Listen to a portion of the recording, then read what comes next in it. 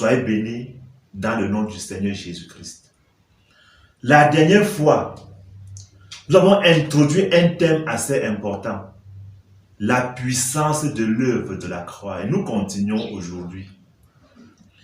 Mais je crois que pour que tous nous soyons dans le bain, je me dois de rappeler aussi rapidement ce qui a été dit la dernière fois en guise d'introduction.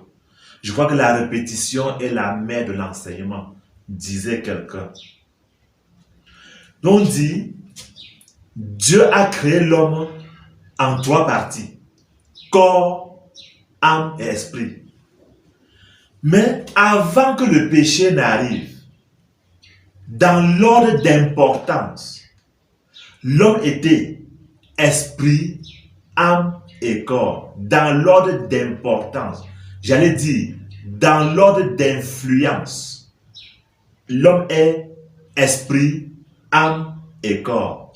L'esprit est la partie qui permet à l'homme d'entrer en communion, en communication avec Dieu.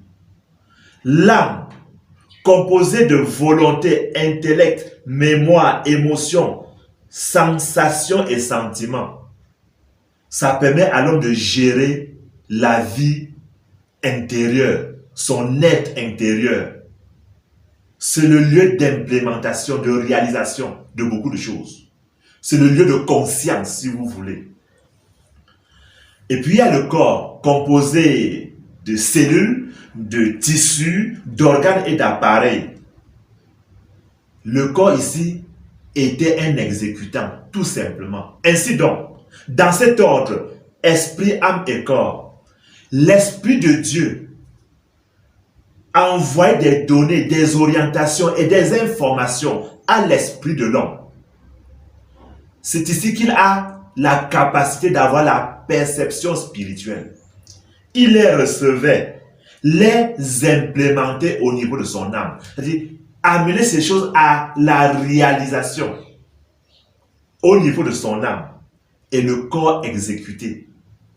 Et cet équilibre était bon et parfait. En effet, Dieu lui a dit, voici ce que j'ai créé, c'est très bon. Mais nous devons noter qu'après le péché, c'est tout un autre schéma. L'ordre d'importance ou d'influence a changé. Et d'après le schéma que vous voyez, il y a le corps, l'âme et l'esprit. L'esprit est devenu tout petit. Pourquoi? Parce qu'il est rabougri. Il est déchu, il est corrompu. Pourquoi est-il corrompu? Parce qu'il n'y a plus de liaison, de communion entre lui et l'Esprit de Dieu, de qui il recevait les informations. Et quand l'Esprit est déconnecté du Saint-Esprit, tel que le schéma nous fait le voir, d'autres choses ont pris place. L'âme a pris du volume, le corps a pris du volume. Quand l'âme prend du volume, dans cet état déchu et corrompu, ça signifie que la volonté est corrompue, sabotée, l'intellect est corrompu et saboté, la mémoire est corrompue et sabotée, les sensations, les émotions, les sentiments, tout ceci, au niveau de l'âme, c'est saboté, corrompu et déchu. C'est pour ça qu'il y a ce désordre dans la société. De plus, le corps est devenu mortel. Sans oublier que d'exécutant qu'il était hier, lui aussi là son mot a dit dans le fonctionnement de l'homme. Et c'est un déséquilibre total. C'est un mauvais fonctionnement désormais. Que je dise, autre chose a pris la place dans la vie de l'homme. On appelle ça la chair. La chair comme source du mal. La chair comme source du péché en l'homme. Tout ceci est monté au créneau et dicte leur loi. Et je connais quelqu'un qui dit, ce que je veux faire, je ne parviens pas. Et ce que je ne veux pas faire, c'est ça que je fais. Il ne se comprend plus. Il y a un déséquilibre, il y a un désordre total. Voilà l'homme après le péché. Nous relevons pour montrer la nécessité de la restauration de l'homme dans ces 3 dimensions. Il est tombé très bas dans son âme, dans son esprit et dans son corps. Il est donc nécessaire de le relever, de le sauver dans son corps, dans son âme et dans son esprit. Et c'est ici que nous relevons avec insistance la puissance de l'œuvre de la croix. Et je n'oublierai pas de dire que Dieu le Fils a dû prendre la forme humaine. Ça s'appelle l'incarnation. Dieu le Fils a aussi incarné la forme humaine avec un corps et une âme et un esprit. Il a dû le faire. Pourquoi? C'est simple. Pour pouvoir restaurer l'homme, racheter l'homme, sauver l'homme dans ces trois composants, corps, âme et esprit. Je tiens donc à préciser que pour nous, la croix ne commence pas seulement le vendredi saint pour s'achever le dimanche avant la résurrection, que non. Pour nous, la croix commence à partir du moment où Dieu le Fils accepte de prendre la forme humaine. C'est important de le noter. Donc, pour la leçon d'aujourd'hui, nous allons relever donc deux choses. La première chose, nous allons relever la valeur de l'incarnation de Dieu le Fils. J'allais dire, l'effet de l'incarnation de Dieu le Fils. Ce n'est pas anodin. Il faut le relever pour montrer la valeur de la croix et par conséquent la puissance de la croix. Deuxième chose qu'il faut relever, une fois que Dieu le Fils est devenu homme, il a souffert dans son esprit aussi. Ceci pour sauver l'homme dans son esprit rabougri, déchu et corrompu. Donc, première partie, l'incarnation de Christ. Nous croyons que notre Dieu est trinitaire depuis l'éternité. Le Dieu en qui nous croyons est Père, Fils et Saint-Esprit de toute éternité. Et cela en esprit. En esprit. Et donc, il y a eu sûrement une grande réunion au ciel avec un sujet central. On va faire comment pour sauver l'homme, perdu et égaré.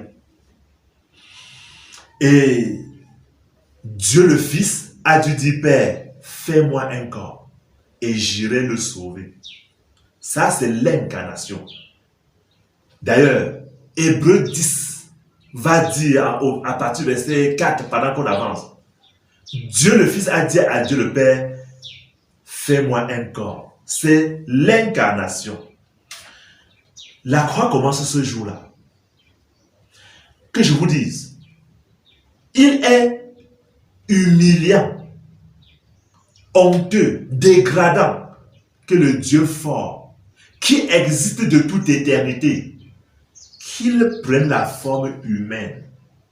C'est humiliant. C'est humiliant. J'allais dire, son passage de l'esprit éternel à l'esprit humain est une grande preuve de rabaissement, d'humilité. Ça, c'est important. On ne doit pas oublier ça lorsqu'on parle de l'œuvre de la croix.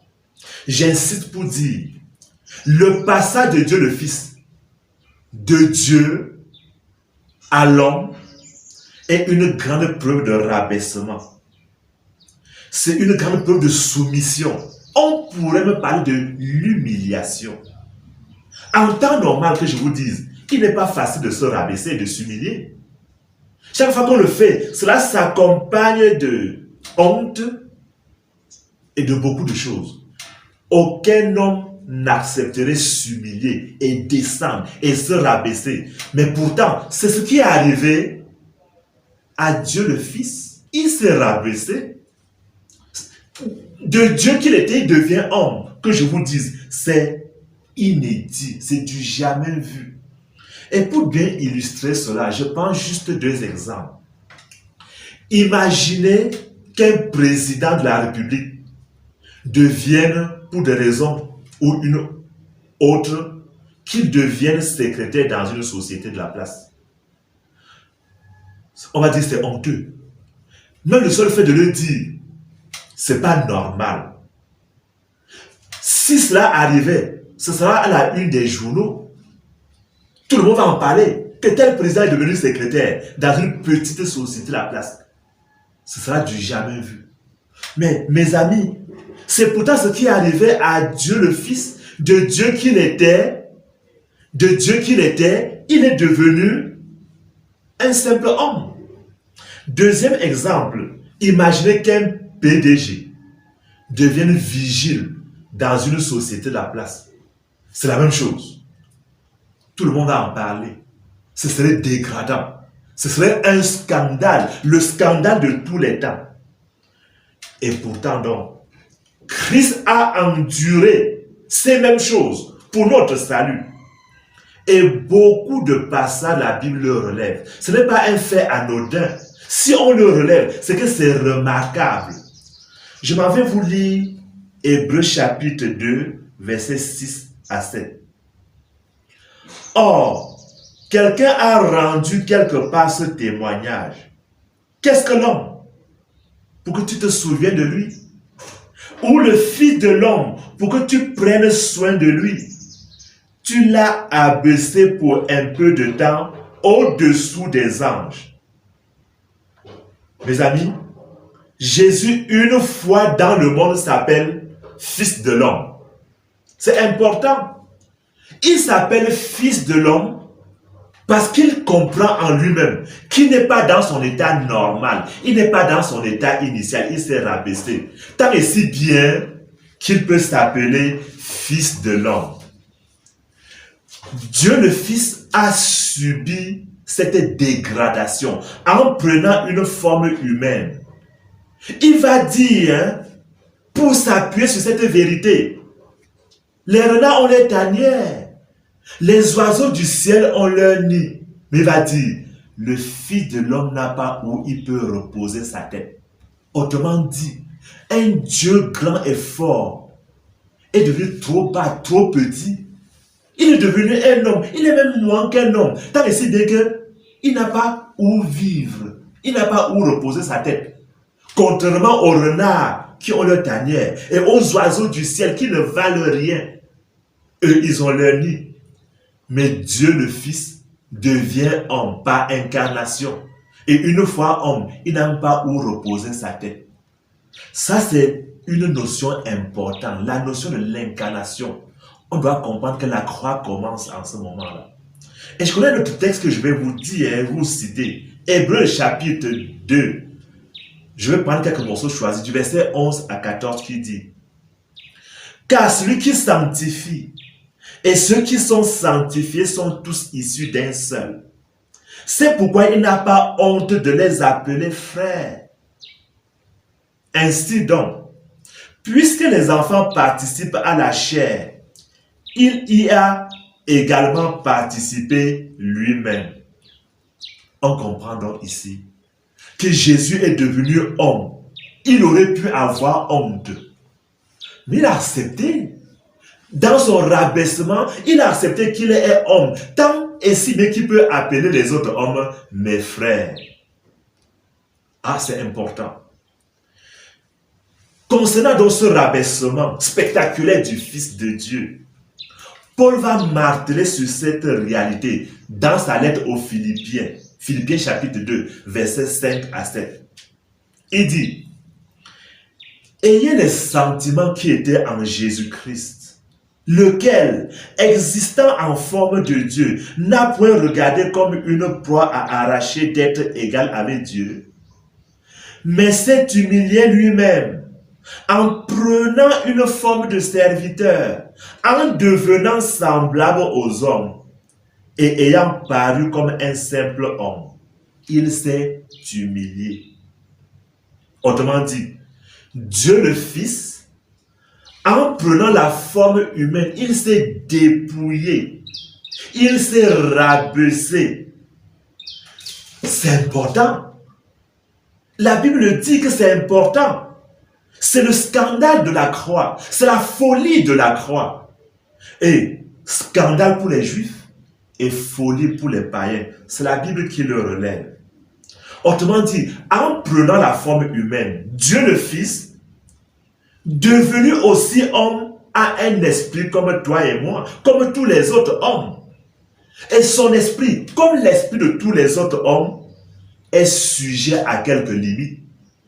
Ce n'est pas comme l'esprit éternel qu'il avait au commencement, depuis l'éternité, non. Et dès que son esprit est sujet aux limites, alors il peut subir comme toi et moi ce que nous subissons en tant qu'hommes. Je vais relever des choses. Cette fois-ci, donc, pour aller à la deuxième partie, et montrer que Christ a souffert dans son esprit. Christ a souffert dans son esprit. Que je vous dise, il a été aussi tenté, comme toi et moi, par le diable. Matthieu chapitre 4, je crois du verset 1 jusqu'à 11, montre la tentation de Dieu le Fils, devenu homme, il faut le préciser. Et nous notons là 3 tentations de Jésus. Et je tiens à nous préciser que les 3 tentations-là ont lieu au niveau de l'esprit de Jésus. Pourquoi? Parce qu'il est devenu vulnérable. Il est devenu homme, comme tous les autres hommes. Et Satan s'est dit, voici l'occasion pour le toucher, pour le dévier de sa mission. Que je vous dise, pour parler de ce rabaissement, pour parler de cette dégradation. Mais il n'est pas normal, d'après cette histoire de Matthieu 4, il n'est pas normal que Dieu, le Créateur, se retrouve sur un même ring avec le diable. Ce n'est pas faisable. Ce n'est pas faisable que le Créateur de toutes choses se retrouve face à face avec un ange déchu. Mais il a accepté ce combat pour le rachat de l'homme. Et là, c'est aussi important à le noter. Écoutez, est-ce qu'on peut imaginer un match de football entre le champion de l'Europe et une équipe interquartier du Cameroun? Seulement à le dire, c'est pas possible. Et si un champion d'Europe acceptait un match, même amical, futile, avec une équipe interquartier du Cameroun, je crois que c'est se rabaisser, c'est s'humilier. À le penser, il y a des joueurs qui vont dire, je ne joue pas ce match. Je ne peux pas m'abaisser jusqu'à ce niveau. Je le relève, bien aimé, pour montrer que c'est pourtant ce qui est arrivé à la croix. Dieu meurt comme un vulgaire homme. J'allais dire, pour ce niveau où nous nous trouvons, Dieu est face à face avec le diable, un ange déchu. Ça, ce n'est pas imaginable. Pour revenir dans la tentation, pour nous situer un peu, on dit, le tentateur s'étant approché de Jésus, il lui dit, si tu es fils de Dieu, ordonne que ces pierres deviennent des pains. Vous le savez bien, Jésus va sûrement dire, il est écrit, l'homme ne vivra pas de pain seulement, mais de toute parole qui sort de la bouche de Dieu. Et je m'en vais préciser une chose. À la deuxième tentation, on dit, le diable le transporta dans la ville sainte, le plaça sur le haut du temple et lui dit, jette-toi d'ici en bas. Ce qui m'intéresse, c'est le diable le transporta. De vous à moi, il le transporte comment? Troisième tentation. Quand Jésus a refusé de sauter, on dit, le diable le transporta sur une montagne très élevée et il lui fait voir la gloire de ce monde avec leur richesse. Et il lui dit, juste une génuflexion et je te donnerai toutes ces choses. Ce qui m'intéresse ici, c'est que le diable le transporte. De vous à moi, dites-vous bien, comment est-ce que le diable peut transporter Jésus? Par car, à cheval ou bien sur l'âne? Que non. C'est une affaire qui se joue dans l'esprit de Jésus. Il est assis au désert. Il vient de finir son jeûne. Il est en train de réfléchir, je fais comment? Il planifie. Et le diable saute sur cette occasion et l'attaque dans son esprit. Esprit en tant que fils de l'homme. Et c'est important de le dire. La tentation ne serait pas possible si Jésus était assis au ciel dans son trône céleste. Non, ce n'est pas possible. Ce ne serait pas même pensable. Ce ne serait pas pensable. Mais devenu homme, la tentation de Jésus est possible. Pourquoi? Ses limites le rendent vulgaire. Les besoins de Jésus le rendent vulgaire. Il a soif, il a faim, et Satan saute sur l'occasion. Il est limité dans son esprit en tant que fils de l'homme, et Satan saute sur l'occasion. Je vais vous montrer combien Dieu, le grand, est devenu homme avec des limites que Satan exploite. Même déjà cette exploitation montre que ce n'est pas normal. Ce n'est pas normal que le grand Dieu soit face à face avec un ange qui a perdu sa gloire dans le ciel. C'est important. Satan a donc profité de son humanité pour le tenter. Et tout ça, je le dis, c'était au niveau de son esprit. C'est pour cela que Christ, pour accomplir sa mission à l'état d'homme, ou bien de fils de l'homme, il a dû toujours faire recours à la prière. Jésus constamment priait et jeûnait. La Bible va nous dire que chaque soir, il allait dans les montagnes pour prier toute la nuit, afin de pouvoir tenir la mission de la journée. De vous à moi, pourquoi un Dieu doit-il prier? Si Dieu prie, c'est qu'il est conscient de ses limites. Que je vous dise, Dieu le Fils, devenu homme, avait l'obligation de prier pour être à mesure de tenir sa mission. Pourquoi? C'est vrai pour lui comme pour toi et moi. Les limites humaines imposent la prière. C'est le cas pour le Fils de Dieu une fois incarné. La prière, là aussi, c'est important de le dire, la prière se joue au niveau de l'esprit.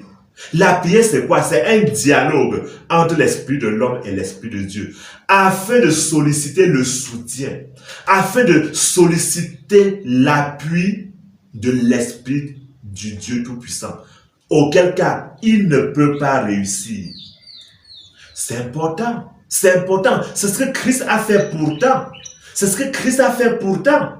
Lorsqu'on ne peut pas faire une chose par la chair et par les muscles, il est de bon ton qu'on cherche le recours à Dieu, le recours de Dieu par la prière. Et donc, si le Fils de Dieu se retrouve en train de prier et même de jeûner pour être à mesure d'accomplir sa mission, je vais vous faire montrer combien de fois il est limité, il est diminué. Il est conscient que sans Dieu, il ne peut rien faire. Dans le règne des hommes, ce n'est pas acceptable cela. Nos présidents, nos DG, nos PDG n'accepteraient pas de se faire aussi bas. Mais Christ l'a fait pour toi et moi. C'est là où commence la croix. Et c'est là où la puissance de la croix va entrer en œuvre. Car s'il soutient son esprit, c'est pour un jour sauver notre esprit de l'état rabougri où il était.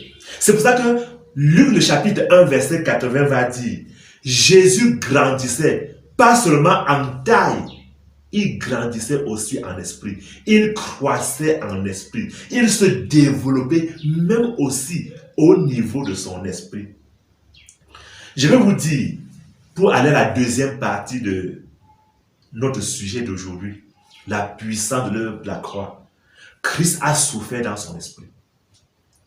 Peut-être que c'est souvent passé inaperçu, mais je crois que c'est important de se le rappeler aujourd'hui. Dans son esprit, Jésus a souffert de l'incompréhension de son peuple. Marc chapitre 8, verset 12 va dire, les pharisiens survinrent, se mirent à discuter avec Jésus et pour l'éprouver, lui demandaient un signe venant du ciel. Jésus soupirant dans son esprit, dit, pourquoi cette génération demande-t-elle un signe? Je vous le dis en vérité, il ne sera point donné de signe à cette génération. Est-ce qu'on a compris? La vérité, c'est que les pharisiens viennent tenter Jésus. Ils disent, fais-nous voir un signe. Voilà les hommes qui tentent Dieu. Voilà des hommes que Dieu a créés, qui le testent, qui éprouvent Dieu. Ah, comme c'est humiliant, comme c'est rabaissant. Et à cause de cela, Jésus va souffrir dans son esprit. La Bible va dire, ce verset va dire, il soupire dans son esprit. Par définition, un soupir est une expiration prolongée que l'on laisse échapper sous l'influence d'un sentiment de tristesse, d'une émotion et d'une souffrance. On pousse un soupir parce qu'on a un sentiment de tristesse, d'émotion et de souffrance. Et là, on laisse pousser, on expire. Ça commence au niveau de l'esprit. Ça, c'est important de le dire. Et le Fils de l'homme a soupiré en son esprit, en voyant ce que les hommes peuvent faire. Les hommes peuvent gesticuler devant lui désormais. Lui, le créateur de toutes choses. Ok, mais c'était pour notre salut. C'est important de le dire.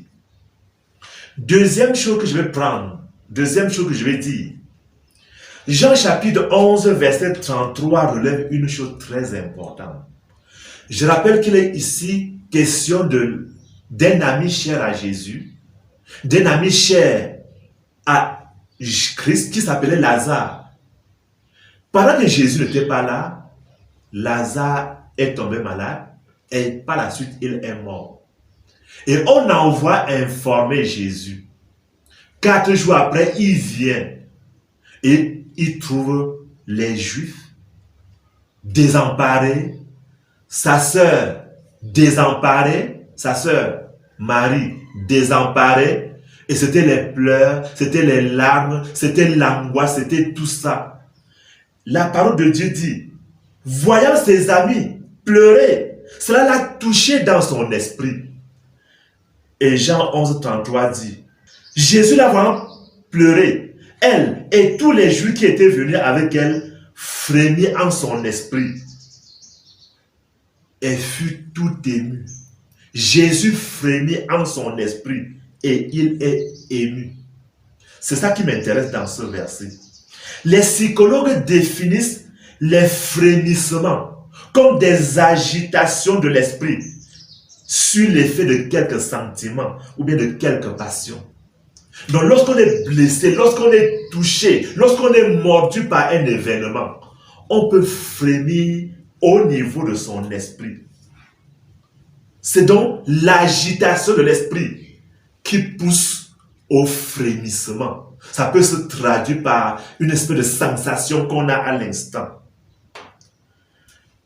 Donc, Jésus a été abattu comme les autres au niveau de son esprit. Un frémissement, c'est l'agitation de l'esprit. Autrement dit, quand l'esprit est abattu, il s'agite. Et c'est pour ça qu'on peut se mettre à pleurer, à crier, à gémir. Donc, ça c'est important. Je veux nous montrer que Christ a souffert au niveau de son esprit. Troisième chose, Jésus a été trahi par ses amis. Il a choisi 12 disciples. Mais parmi eux, lui, il leur faisait confiance. Mais l'un d'eux l'a mortellement trahi. Et ce n'était pas facile pour le Seigneur. Je lis ce texte. Jean chapitre 13, versets 18 à 21. Il est écrit, et c'est Jésus qui le dit, « Celui qui mange avec moi le pain a levé son talon contre moi. Dès à présent, je vous le dis, avant que la chose arrive, afin que, lorsqu'elle arrivera, vous croyez à ce que je dis. » Ayant ainsi parlé, Jésus fut troublé en son esprit. Et il dit expressément, en vérité, je vous le dis, l'un de vous me livrera. Les troubles dont il est question aussi, on dit clairement, Jésus fut troublé en son esprit. Les troubles ici, c'est quoi? C'est l'agitation de l'esprit sous l'effet de la trahison. L'esprit de Jésus a été agité. Il s'est retrouvé dans une espèce de confusion. Cela l'a envahi et son esprit s'est agité. Comme ça doit être difficile. Comme ça doit être difficile. La trahison. Et Jésus a affronté tout cela au niveau de son esprit. L'autre chose que je vais relever, c'est que au moment de l'arrestation de Jésus, il a aussi éprouvé dans son esprit des angoisses. Et je vous lis Matthieu 26, verset 37. Jésus alla avec ses disciples dans un lieu appelé Gethsémane et il leur dit, asseyez-vous ici pendant que je m'éloignerai pour prier. Il prit avec lui les deux filles de Zébédée et il commença à éprouver de la tristesse et des angoisses. Mes amis, quelqu'un a défini les angoisses comme étant des palpitations de l'esprit. Les angoisses, c'est quoi? C'est une affliction de l'esprit mêlée de vives inquiétudes. Autrement dit, lorsque nous affrontons un événement douloureux et pénible, cela se joue d'abord au niveau de notre esprit. Le seul fait de savoir ce qui nous attend nous afflige déjà. C'est ce que Christ a éprouvé lorsqu'il a su ce qu'il attend bientôt. N'est-ce pas vrai? Il a aussi eu ce qu'on appelle les palpitations de l'esprit. Son esprit a palpité à cause de l'affliction qu'il attend. Et cela l'a amené à cet état de choses que toi et moi, nous éprouvons chaque jour. Autre chose, comme un vulgaire mortel, et c'est vrai, il est le Fils de l'homme. Comme un vulgaire mortel d'homme, Jésus a expérimenté le fait d'avoir un esprit déconnecté du Saint-Esprit. Que je vous dise, les hommes souffrent chaque fois que leur esprit est déconnecté du Saint-Esprit. Ça ne peut pas laisser indifférent. C'est accompagné de beaucoup de souffrances. Et Christ a enduré ces choses. Que je vous dise aussi, pendant tout son ministère, pendant les 3 ans qu'a duré son ministère, et je l'ai relevé tantôt, de manière régulière, Jésus priait et jeûnait. De temps en temps, il devait aller à la montagne où il va passer la nuit à prier et à jeûner pour soutenir son esprit afin d'être capable de réaliser des choses en journée. Et c'était la clé de réussite. C'était son secret dans la prière. Parce que là, il soutenait son esprit par l'Esprit de Dieu. Mais l'autre vérité, mes amis, c'est que pendant l'autre phase de la croix, la phase corporelle, Dieu l'a abandonné. Il n'avait plus le soutien de Dieu au niveau de son esprit. Dieu lui a totalement tourné le dos afin qu'il porte de manière totale, de manière globale, les péchés de l'humanité. Et Jésus va devoir s'écrier, mon Dieu, pourquoi m'as-tu abandonné? Non, ce n'était pas un théâtre. Il ne jouait pas ici un film.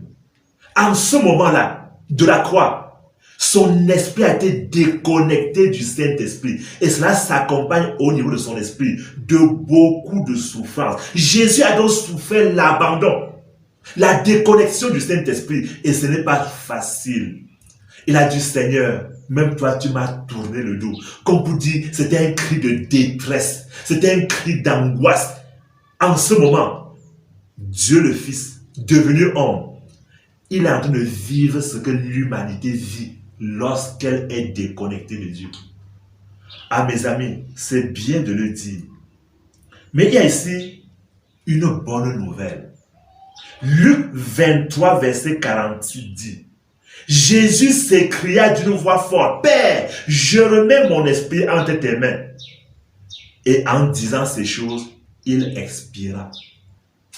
Ce qui m'importe, ce qui est important ici, Dieu, le Fils, devenu homme, après avoir enduré dans son esprit ce que toi et moi nous endurons, pour finir, pour clôturer, il remet son esprit entre les mains du Père.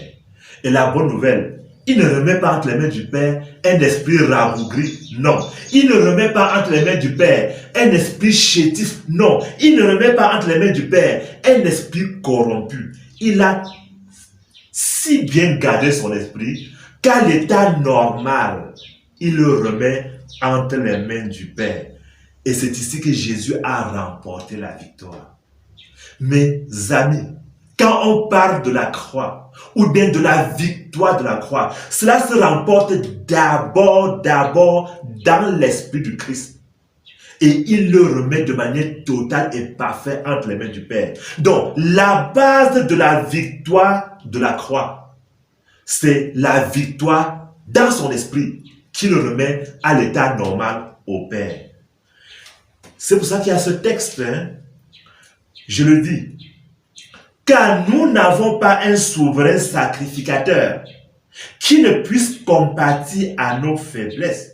Au contraire, il a été tenté comme nous en toutes choses, sans commettre de péché. Ah, c'est un merveilleux texte. Qu'est-ce que ça veut dire? Jésus a été tenté comme toi et moi, même au niveau de son esprit. Il a enduré les mêmes choses comme toi et moi.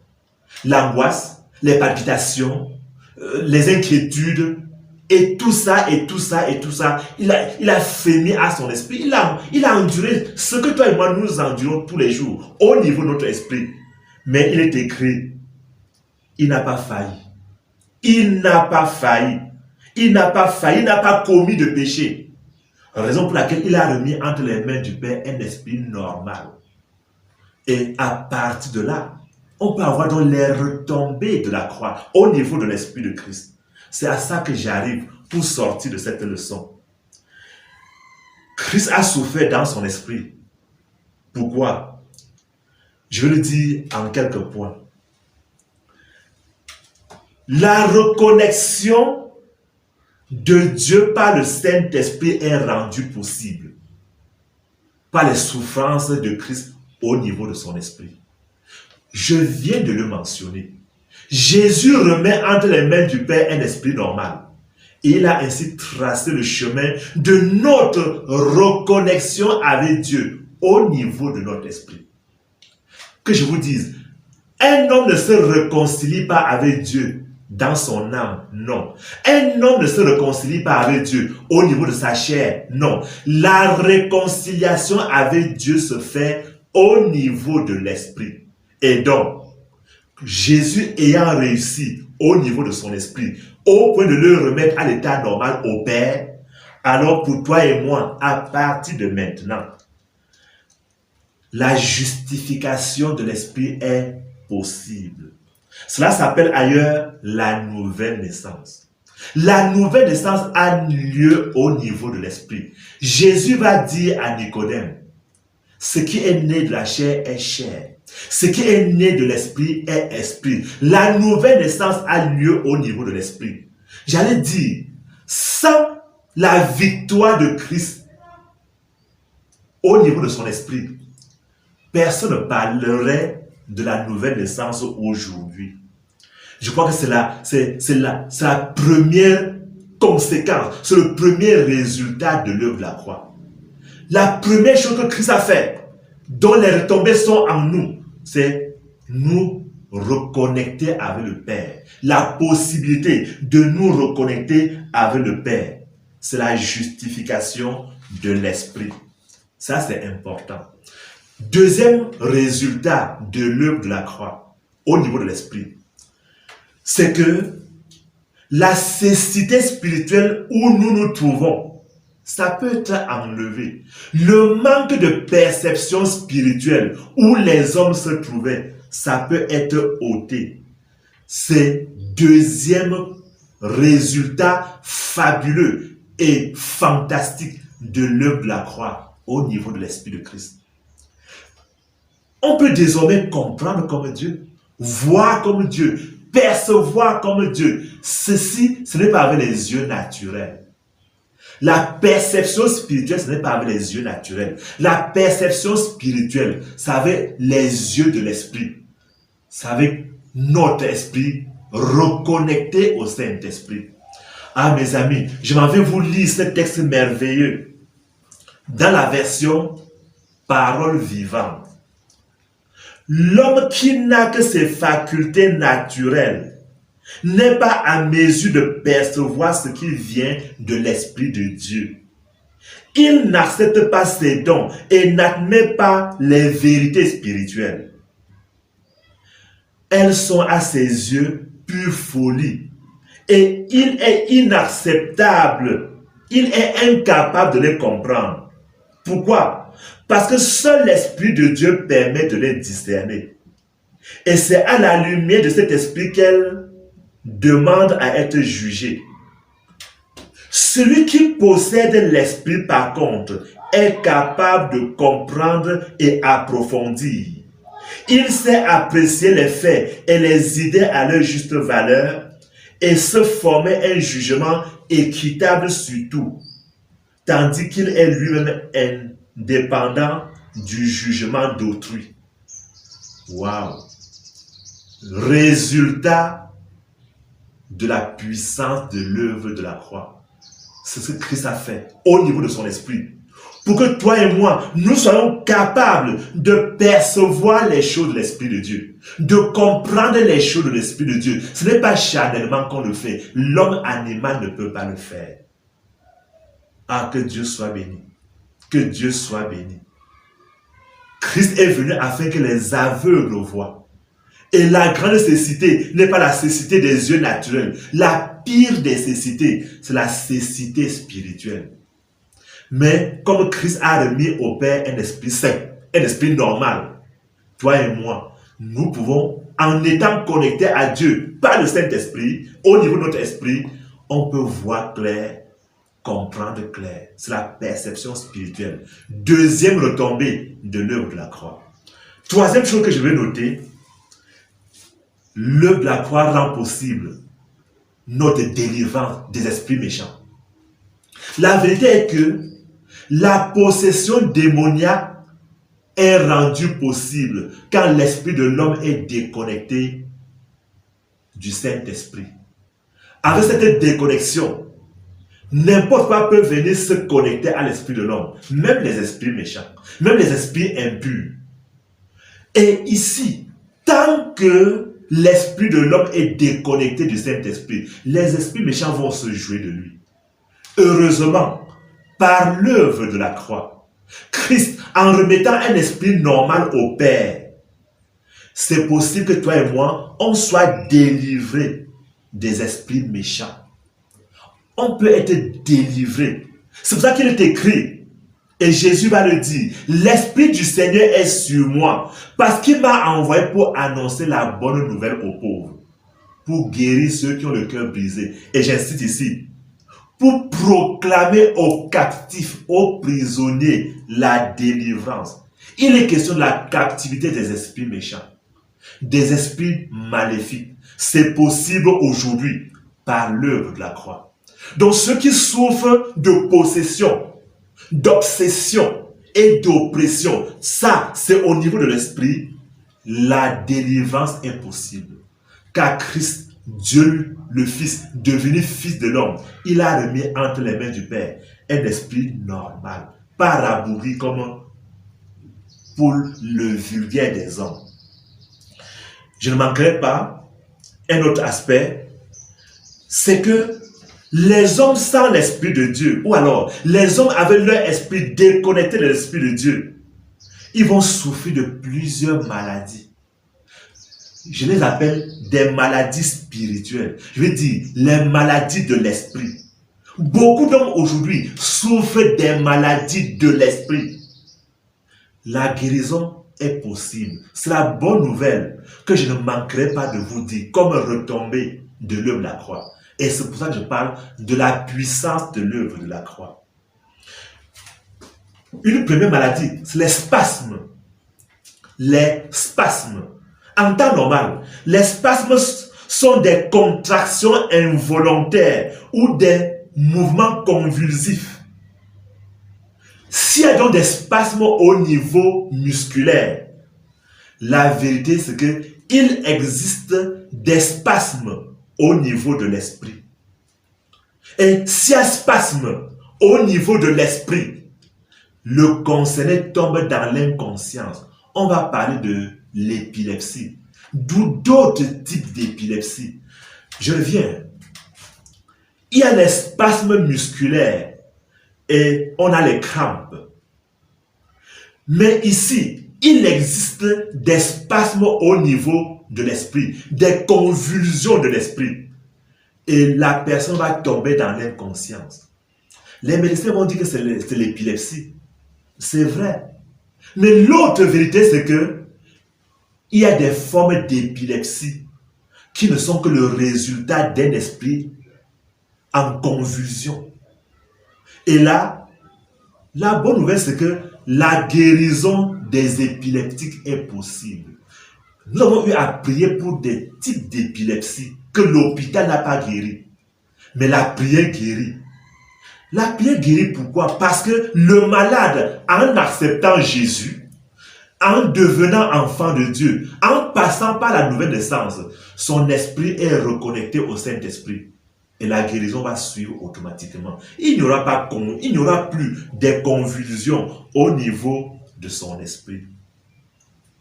Autre chose comme retombée positive de l'œuvre de la croix, c'est être délivré de la vanité, de l'errance et du vagabondage. L'errance, le vagabondage ou la vanité, c'est des maladies de l'esprit. Que je vous dise, lorsque l'esprit de l'homme est déconnecté du Saint-Esprit, en lui il y a un manque, il y a un besoin que rien ne va combler. Il va avoir 1000 voitures dans son parking, que cela ne suffit pas. Il va avoir un compte bancaire rempli et fourni, que cela ne suffit pas. Il va avoir des maisons dans chaque grande ville de ce monde. Et il va sentir toujours au fond de lui un manque. On va parler de la vanité. Il est vaniteux. Les hommes sont vaniteux parce que leur esprit cherche quelque chose qu'il n'a pas trouvé dans l'argent. Il n'a pas trouvé dans la voiture. Ça ne trouvera pas dans l'alcool. L'homme qui a l'esprit vaniteux va aller de femme en femme. Il ne trouvera pas la solution parce que son esprit est déconnecté du Saint-Esprit. C'est pour ça que les hommes vont accumuler, permettez-moi, les hommes vont accumuler matériel sur matériel sans jamais être satisfaits. Parce qu'ils ont la maladie de l'esprit qu'on appelle le vagabondage. Ils vont aller de célébrité en célébrité, de gloire en gloire, mais ça ne suffit pas. Parce qu'ils ont un esprit errant. Leur esprit est vagabond. C'est ce que Caïn va dire à Dieu lorsque Dieu va le chasser de sa présence. Il a dit, je serai errant et vagabond. Et beaucoup d'hommes aujourd'hui souffrent de l'errance. Ils souffrent du vagabondage. Même la sorcellerie n'arrange pas cela. Les hommes vont se connecter avec les mauvais esprits, mais ils n'auront pas gain de cause. La satisfaction va se faire le jour où leur esprit va se reconnecter avec le Saint-Esprit. Ça, c'est important. Mes amis, je vous dis, si vous êtes dans l'errance, ou le vagabondage, ou la vanité, la solution est possible. Jésus a payé le prix à la croix du Calvaire pour votre guérison. Je m'en vais sortir plus ou moins par là. Une autre maladie de l'esprit, c'est le doute. Et l'œuvre de la croix vient nous guérir du doute. Que je vous dis, le doute, c'est le contraire de la foi. Et la foi, c'est une vue de l'esprit. Quand on dit que quelqu'un a la foi, c'est qu'il a la capacité d'avoir une vue de l'esprit. Que je vous dise, pour un homme déchu et corrompu, si son esprit est rabougri, la vue de l'esprit est bafouillée. Une pareille personne n'aura jamais la foi. Même en elle-même, elle va manquer la foi et douter de tout. Une pareille personne va douter même d'elle-même. Parce que la foi n'est possible que par la vue de l'esprit. Mais que je vous dise, par l'œuvre de la croix, la foi est rendue possible, car on peut voir comme Dieu, on peut comprendre comme Dieu, on peut percevoir comme Dieu. La foi vient avec la reconnexion de notre esprit avec l'esprit de Dieu. Et notre champ visuel s'ouvre. On peut avoir confiance en Dieu. Et à partir de ce moment-là, le doute va partir. Mais je vous dis, ce monde s'ouvre de personnes qui doutent de tout. Et jusqu'à eux-mêmes. Les gens qui se pendent et se suicident, ils arrivent à ce niveau parce qu'ils ne croient plus en rien, même pas en eux-mêmes. Et pour eux, la corde est la solution. Bonne nouvelle pour toi et moi. Avec Jésus, qui reconnecte notre esprit avec le Saint-Esprit, on a l'espérance. Car on peut voir ce que les autres ne voient pas. On peut comprendre ce que le commun des mortels ne comprend pas. Et nous sommes ainsi guéris au niveau de notre esprit. Et le doute est parti. Mes amis, je vais sortir par là. Le temps nous manque pour parler de toutes les maladies de l'esprit. Je parlerai de l'égarement d'esprit. Il y a des types de folie qui ne sont que le résultat d'un esprit égaré. Égaré pourquoi? Parce que déconnecté du Saint-Esprit. Un esprit a besoin d'un point d'attache, d'un point d'accroche. Le meilleur point d'accroche, c'est le Saint-Esprit. Quand ce n'est pas ça, on va avoir l'esprit errant et égaré. C'est pour ça que les gens vont se déshabiller et marcher nus. Les gens vont aller ça et là. Ils ne se contrôlent plus parce qu'ils sont égarés dans leur esprit. Bonne nouvelle, l'œuvre de la croix résout tout cela. C'est pour ça que nous parlons de la puissance de l'œuvre de la croix. Le temps me manque de parler des troubles de personnalité, de l'autisme, de la schizophrénie et beaucoup d'autres maladies de l'esprit. Quelle que soit la maladie de l'esprit, la bonne nouvelle, c'est que nous avons la victoire par l'œuvre de la croix. Car Christ, en remportant la victoire contre les assauts de l'ennemi, les difficultés de la vie, au niveau de son esprit, il a remis au Père un esprit normal. Le chemin ainsi est tracé pour notre délivrance, pour notre rachat, pour notre restauration, pour le recouvrement de la vue. Bien-aimés, je vais m'arrêter comme ça pour aujourd'hui. Nous continuerons les autres jours par voir que Christ a souffert au niveau de son âme pour délivrer notre âme de beaucoup d'autres choses que nous souffrons tous les jours. Soyez bénis. Ne manquez pas de consulter votre site web Canal Vérité et Vie. Donc vous tapez 3 fois www.canalvéritéetvie.com. Ne manquez pas de regarder, de partager avec vos amis. Soyez bénis dans le nom puissant de Jésus.